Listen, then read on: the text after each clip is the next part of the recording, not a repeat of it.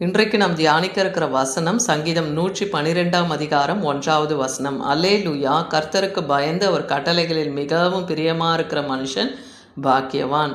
கர்த்தருக்கு பயந்து, தேவனுக்கு முதலாவது பயப்படுகிற பயம் நம் இருதயத்தில் இருக்கணும். அதே போல் அவர் கட்டளைகளை நாம் பிரியமாய் ஏற்று நடக்கும்போது கர்த்தருடைய பார்வைக்கு முன்பாக நாம் பாக்கியவான்களாய் பாக்கியவதிகளாய் இருப்போம்.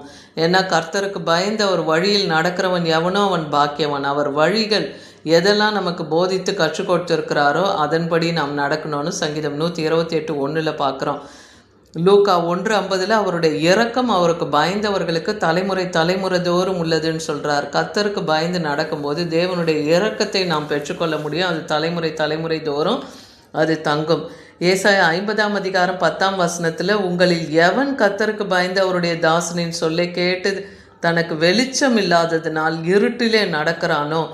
அப்படின்னா என்ன அர்த்தம்? கர்த்தருக்கு பயந்து அவருடைய தாசனாகி ஆண்டவராகி இயேசு கிறிஸ்து நமக்கு என்ன கட்டளையிட்டு இருக்கிறாரோ அதன்படி நாம் நடக்கணும்.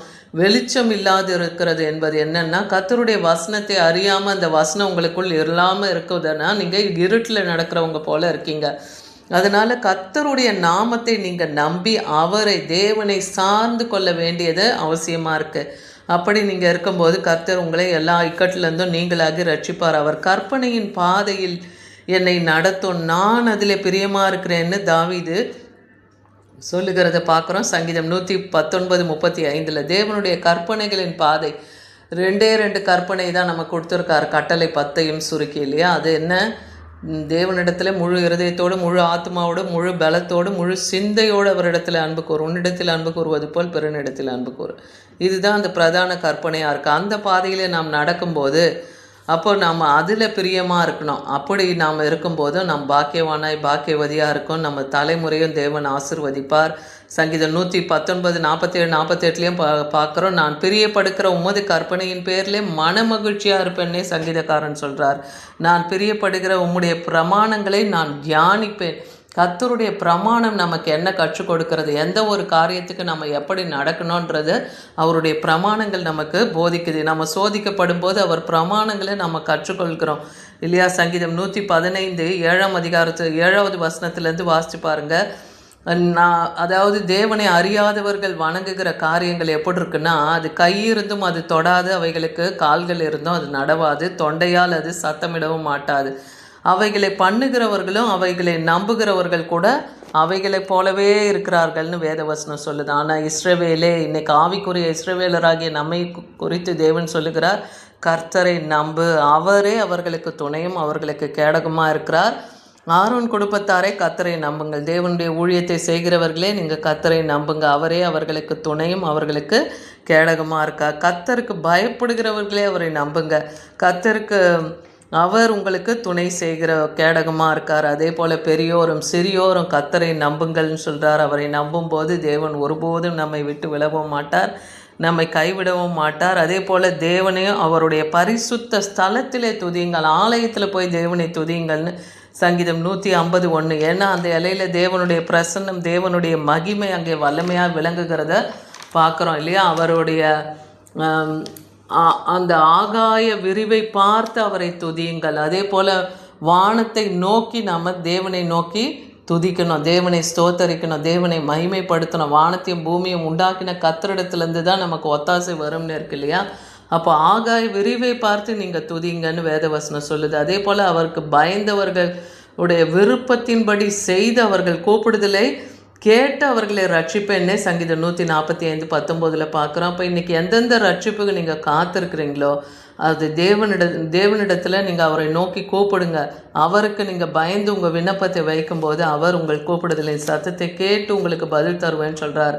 அதே போல் கர்த்தருக்கு பயப்படுதல் தான் ஞானத்தின் ஆரம்பமாக இருக்குது. சங்கீதம் 111:10 நம் பிள்ளைகளுக்கு இன்றைக்கி ஞான குறைபாடு இருக்குன்னா தேவ பயத்தை சொல்லி அவங்களுக்கு வழங்க. அப்போ அவங்களுக்கு தேவன் அந்த ஞானத்தை தருவார்.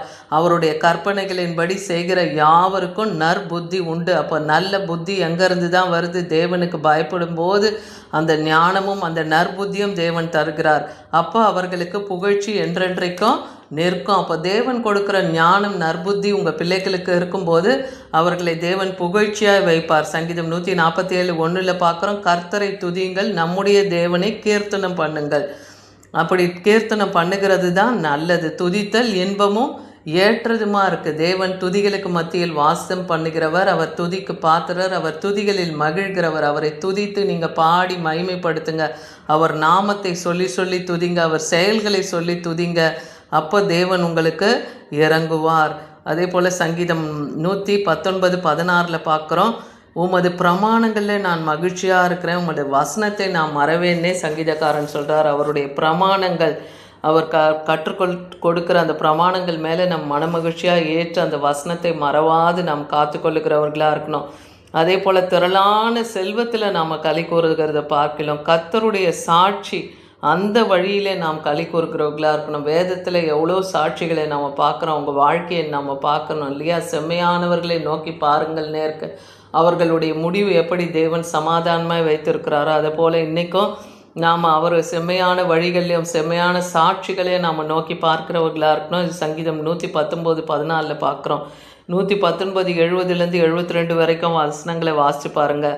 நானும் உம்முடைய வேதத்திலே மன மகிழ்ச்சியாக இருக்கிறேன், நான் உபத்திரவப்பட்டது எனக்கு நல்லதுன்னு சங்கீதக்காரன் சொல்கிறார். நம்ம உபத்திரவப்படும் போது தான் தேவனுடைய பிரமாணங்களை கற்றுக்கொள்கிறோம். ஏன் அந்த உபத்திரம் வந்ததுன்னு அவர் பிரமாணத்தின் மூலமாக நமக்கு கற்றுக் கொடுப்பார். நம்ம விட்டு விட வேண்டிய காரியங்களை நம்ம எல்லையில் விட்டு விடும்போது அந்த உபத்திரம் நம்மை விட்டு நீங்கும் இல்லையா? அநேக 1000 பொன் வெள்ளியை பார்க்கிலும் நீர் விரும்பின வேதமே எனக்கு நலம்னு தாவீது சொல்கிறார். அப்போ கர்த்தருடைய வசனம் தான் நமக்கு நலம். கர்த்தருடைய வார்த்தையை பற்றி கொண்டு ஓடுகிறவர்களாக இன்றைக்கி இருக்கணும். கர்த்தருக்கு பயந்து நடக்கணும் இல்லையா? நம்ம கர்த்தருக்கு பயந்து அவர் கட்டளையின்படி நடக்கிற மனுஷன் பாக்கியவான் இன்றைக்கி சொன்ன அந்த வார்த்தையின்படி தேவன் நம்மையும் பாக்கியவானாய் பாக்கியவதியாய் வைப்பார். ஏன்னா மாம்ச சிந்தையோ மரணம், ஆவியின் சிந்தை ஜீவனும் சமாதானம் என்றே வேதவசனம் சொல்லுகிறது, ரோமர் 8:6. அதனால் மாம்ச சிந்தையில் நாம் யோசிக்காமல் ஆவியில் எல்லாவற்றையும் நிதானிக்கிறவர்களாக இருக்கணும். அப்போ அந்த ஆவியின் வல்லமையை பெற்றுக்கொள்ளணும். தினந்தோறும் நம்ம அவருடைய வார்த்தையிலே அவருடைய சத்துவத்தினாலே நாம் பலப்படுகிறவர்களாய் காணப்படணும். அப்போ நம்ம பயந்து கட்டளைக்கு கீழ்ப்படிந்து நடக்கும்போது தேவன் நம்முடைய காரியங்கள் எல்லாவற்றையும் கேட்டு நமக்கு பதில் கொடுத்து அவருடைய முடிவில்லா இரக்கங்களினாலே நம்மையும் நம் தலைமுறை தோறும் அந்த இரக்கத்தினாலே கிருபையினாலே காக்கிறவராக இருக்கிறார். அப்போ இந்த